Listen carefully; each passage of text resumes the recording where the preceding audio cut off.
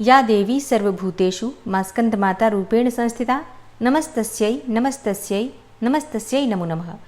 ओम दुंग दुर्गाय नमः। आप सभी को नवरात्रि के 5वें दिन की मंगल शुभकामनाएं। माँ स्कंद माता की कृपा सदैव आप और आपके समस्त परिवार पर बनी रहे। 7 अक्टूबर 2024 सोमवार के दिन नवरात्रि का 5वां दिन है। तो नवरात्रि के 5वें दिन हम माँ स्कंद माता की पूजा करते हैं। 7 अक्टूबर को सूर्योदय काल का समय आपको प्राप्त हो रहा है सुबह 6:17 पर और सूर्यास्त का समय होगा शाम को 5:59 पर। और शारदीय नवरात्रि की पंचमी तिथि का प्रारंभ हो रहा है 7 अक्टूबर को सुबह 9:47 पर और समाप्त हो रही है 8 अक्टूबर को सुबह 11:18 पर। तो अब अगर आप देखें तो सूर्योदय काल के अनुसार तिथियों में हेरफेर है। 7 अक्टूबर को जो सूर्योदय कालीन तिथि आपको प्राप्त हो रही है वो चतुर्थी है और सूर्योदय कालीन पंचमी तिथि आपको प्राप्त होगी 8 अक्टूबर को। ऐसा इसलिए हुआ क्योंकि तृतीया तिथि 2 दिन की हो गई है, वृद्धि की तिथि तृतीया हो गई, तो इसकी वजह से सारी तिथियां इसी प्रकार से आपको सूर्योदय काल में और बीच में दोपहर से प्राप्त होंगी। लेकिन इससे नवरात्रि की पूजा में कोई अंतर नहीं आएगा। दिन के अनुसार आप प्रतिदिन माँ दुर्गा के अलग अलग स्वरूपों की पूजा करेंगे। मतलब 7 अक्टूबर को सोमवार के दिन माँ दुर्गा के 5वें स्वरूप माँ स्कंद माता की पूजा की जाएगी। हाँ, अष्टमी और नवमी की तिथि में थोड़ा संशय है, तो मैं आपको आगे वीडियो देने वाली हूँ। हो सकता है कि आज ही आपको वीडियो मिल जाए कि अष्टमी और नवमी हम कब करेंगे, कन्या पूजन कब करेंगे और व्रत का पारणा हम कब करेंगे। ठीक है, तो आप लोग चैनल से जुड़े रहिए, जैसे ही वीडियो आए आप लोग देख लीजिएगा। और अब जानते हैं कि माँ स्कंद माता की पूजा का शुभ मुहूर्त क्या है। देखिए, सबसे पहला मुहूर्त होता है ब्रह्म मुहूर्त, जो कि 7 अक्टूबर को आपको प्राप्त होगा सुबह 4:48 से सुबह 5:36 तक। दूसरा शुभ मुहूर्त आपको प्राप्त हो रहा है अभिजीत मुहूर्त का। अभिजीत मुहूर्त 7 अक्टूबर को सुबह 11:51 से दोपहर में 12:37 तक रहेगा। और तीसरा शुभ मुहूर्त आपको प्राप्त हो रहा है अमृत काल का, जो कि शाम को यानी कि दोपहर में ही 3:02 से शाम को 4:47 तक आपको प्राप्त हो रहा है। इन तीनों शुभ मुहूर्तों में आप पूजा आराधना कर सकते हैं, कोई विशेष उपाय कर सकते हैं। कोई भी मंत्र इत्यादि इस समय में जपा जाए तो उसमें आपको सिद्धि मिलती है, सफलता मिलती है। अच्छा, 7 अक्टूबर को एक अत्यंत ही श्रेष्ठ और शुभ योग आपको प्राप्त हो रहा है, जो कि सर्वार्थ सिद्धि योग है। और सर्वार्थ सिद्धि योग आपको प्राप्त हो रहा है 7 अक्टूबर को सुबह 6:24 से 8 अक्टूबर को सुबह 2:25 तक। तो ये शुभ मुहूर्त हैं, जिन शुभ मुहूर्तों में अगर आप पूजा आराधना करते हैं, मंत्रों का जप करते हैं, कोई भी उपाय करते हैं तो आपको उसमें लाभ मिलता है। यूँ कहें कि उस उपाय में आपको सफलता मिल जाती है। विशेषकर सर्वार्थ सिद्धि योग, क्योंकि कहा जाता है कि सर्वार्थ सिद्धि योग में अगर आप कोई भी कार्य करते हैं, कोई भी उपाय करते हैं तो निश्चित ही आपके कार्य में आपको सिद्धि मिलती ही है। मतलब उस उपाय का लाभ आपको जरूर मिलता है। और अब जानते हैं माँ स्कंद माता की पूजा विधि और पूजा के महत्व के विषय में। भगवान स्कंद की माता होने के कारण, मतलब कार्तिकेय भगवान की माता होने के कारण देवी के इस 5वें स्वरूप को स्कंद माता के नाम से जाना जाता है। और स्कंद माता के विग्रह में भगवान स्कंद जी बाल रूप में इनकी गोद में बैठे हुए हैं। तो जब हम स्कंद माता की पूजा करते हैं तो भगवान स्कंद अर्थात कार्तिकेय कुमार की पूजा स्वतः ही हो जाती है। और इसलिए स्कंद माता की पूजा करने से और भगवान स्कंद की पूजा करने से सूनी गोद भर जाती है उन माताओं की जिनकी कोई संतति नहीं है। इनकी साधना से साधकों को आरोग्य की प्राप्ति होती है, बुद्धिमत्ता की प्राप्ति होती है, ज्ञान की प्राप्ति होती है और इनकी उपासना से समस्त प्रकार की इच्छाएं पूर्ण हो जाती हैं। भक्तों को परम शांति और सुख का अनुभव होने लगता है जब हम स्कंद माता की पूजा करते हैं। सूर्यमंडल की अधिष्ठात्री देवी होने के कारण इनका उपासक अलौकिक तेज एवं कांति से संपन्न हो जाता है। तो अगर आपको संतान प्राप्ति की कामना है या फिर आपके पास संतति है लेकिन बीमार रहती है या फिर आपकी बात नहीं मानती है, किसी भी कारणवश अगर आपको संतान का सुख नहीं मिल पा रहा है या फिर संतान से सुख नहीं मिल पा रहा है तो माँ स्कंद माता की पूजा जरूर करनी चाहिए।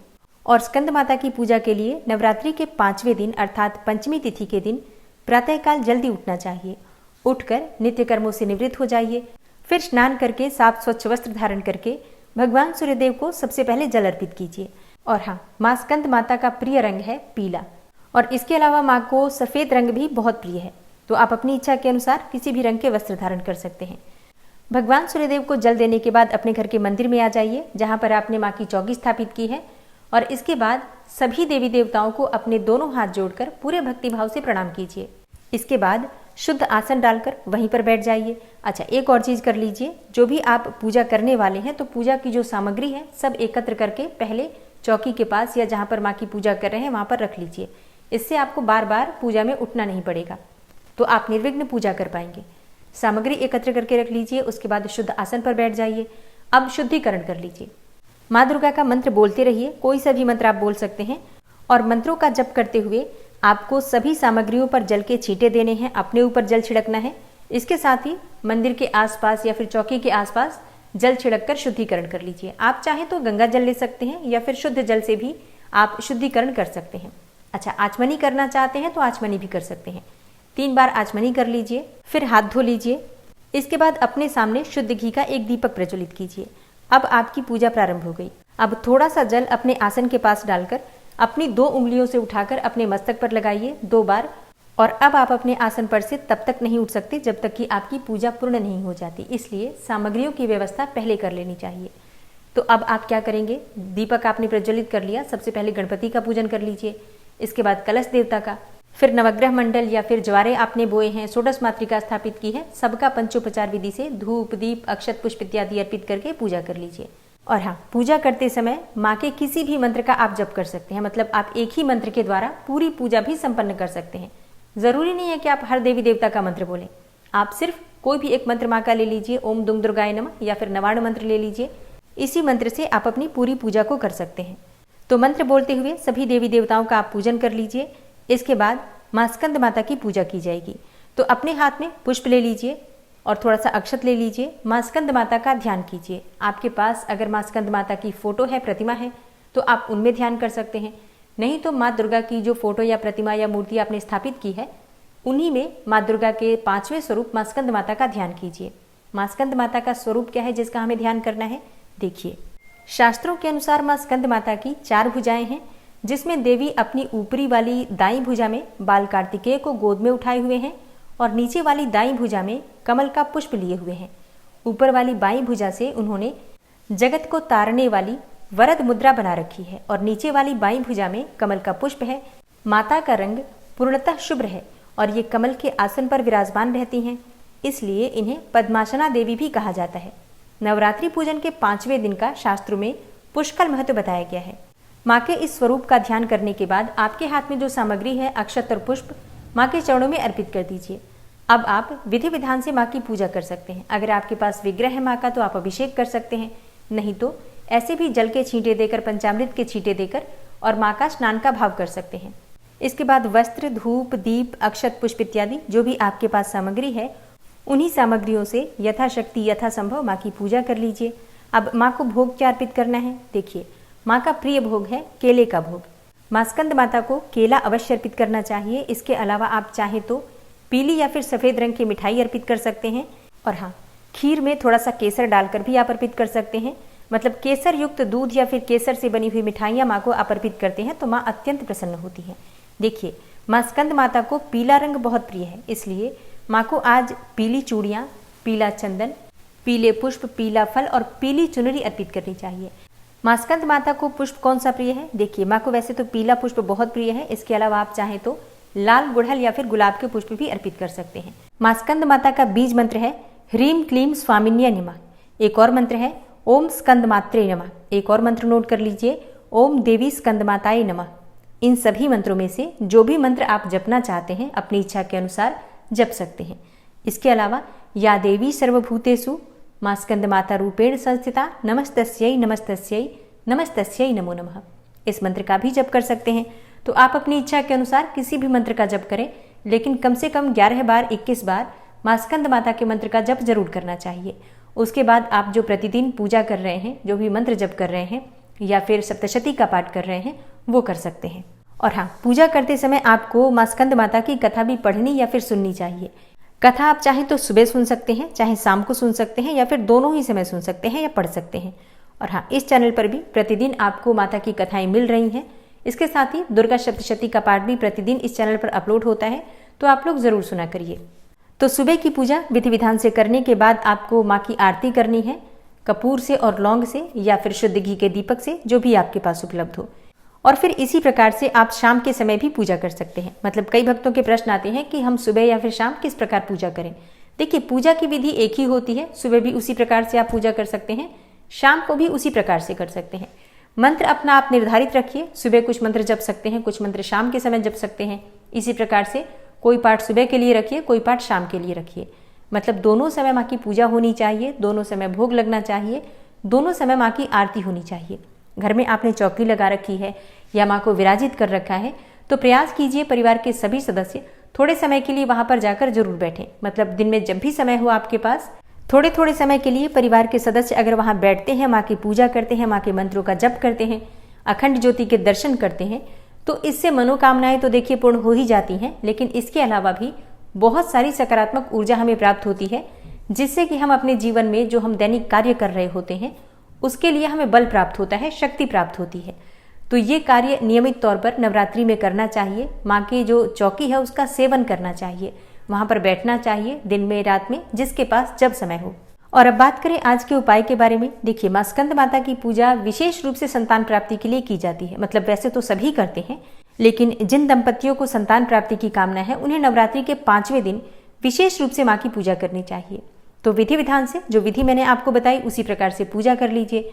इसके बाद एक नारियल लेना है आपको और एक लाल रंग की चुन्नी ले लीजिए। अब आपको नारियल के ऊपर स्वास्तिक बनाना है। फिर ये जो चुन्नी है उसे आप नारियल के ऊपर लपेट दीजिए। इसके बाद अपने हाथ में ये नारियल लेकर और माँ स्कंद माता का ध्यान कीजिए। और ध्यान करते हुए आपको ये मंत्र बोलना है, नंद गोप गृहे जाता यशोदा गर्भ संभवा ततोस्तो नाशिष्यामि विंध्याचल निवासिनी। मंत्र मैं आपको स्क्रीन पर दे दूंगी, आप ये मंत्र बोल सकते हैं।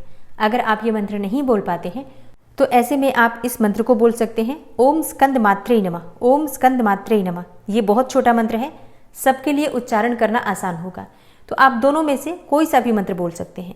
मंत्र का जप अपने हाथ में नारियल लेकर 5 मिनट 7 मिनट तक कीजिए। उसके बाद आपको ये नारियल माँ के चरणों में अर्पित कर देना है। इसके बाद वहीं बैठकर जितनी भी आपकी पूजा है प्रतिदिन की, जिस प्रकार से आप प्रतिदिन पूजा कर रहे हैं, पूजा कर लीजिए। इसके बाद जब आपकी पूजा पूर्ण हो जाती है, आरती कर लेते हैं, तब आप वो नारियल और चुन्नी एक साथ उठा लीजिए और माँ से प्रार्थना कीजिए। माँ से प्रार्थना कीजिए कि हे माँ, आप मुझे संतान दो, उत्तम और योग्य संतान की प्राप्ति मुझे हो। इस प्रकार की प्रार्थना करने के बाद ये नारियल और चुन्नी आपको अपने बेडरूम में रखना है, अपने सोने वाले कमरे में रखना है। आप कहीं पर भी अपने कमरे में अलमारी में रख सकते हैं या फिर कोई भी ऐसी जगह अपने कमरे में जहाँ पर कि किसी का बार बार हाथ न लगे या किसी की नज़र न पड़े, इस प्रकार से छुपाकर ये नारियल आपको अपने घर में रखना है। अब ये कब तक रखा जाएगा? जब तक कि आपकी संतति नहीं होगी। ऐसा कहते हैं कि इस उपाय को करने से 1 साल के भीतर संतति की प्राप्ति हो जाती है। तो इस उपाय को पूरे विश्वास से कीजिए। निश्चित ही माँ दुर्गा की कृपा जब हो जाती है तो कोई ऐसी वस्तु नहीं है जो दुर्लभ हो, सब कुछ प्राप्त हो जाता है। तो पूरे विश्वास से इस उपाय को कीजिए, निश्चित ही आपको लाभ होगा। और हाँ, अगर बहुत परेशानियां हैं संतान की प्राप्ति में तो प्रयास कीजिए कि मासिक दुर्गाष्टमी का व्रत आप धारण करें।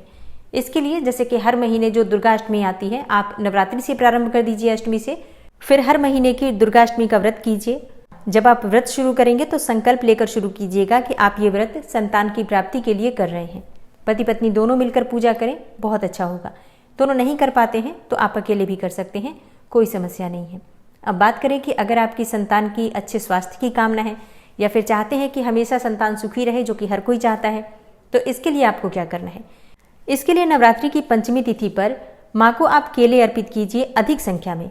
और ये केले जब आपकी पूजा पूर्ण हो जाती है तो कन्याओं में बांटिए। जितनी कन्याएं मिल जाए आप उतने को बांट सकते हैं, लेकिन अगर ज़्यादा नहीं भी मिल पाती हैं तो कम से कम 5 कन्याओं को केले का प्रसाद बांटिए।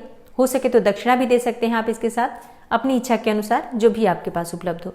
दक्षिणा नहीं भी देंगे, सिर्फ केले का प्रसाद भी देंगे, तब भी माँ का आशीर्वाद प्राप्त होता है। तो आपके जीवन की जो भी परेशानियाँ हैं, बच्चों के जीवन में जो परेशानियाँ हैं, उससे आपको मुक्ति मिलती है और बच्चों से भी सुख मिलता है, बच्चों का भी सुख मिलता है। तो ये है आज की वीडियो, उम्मीद करती हूँ आपके लिए उपयोगी होगी।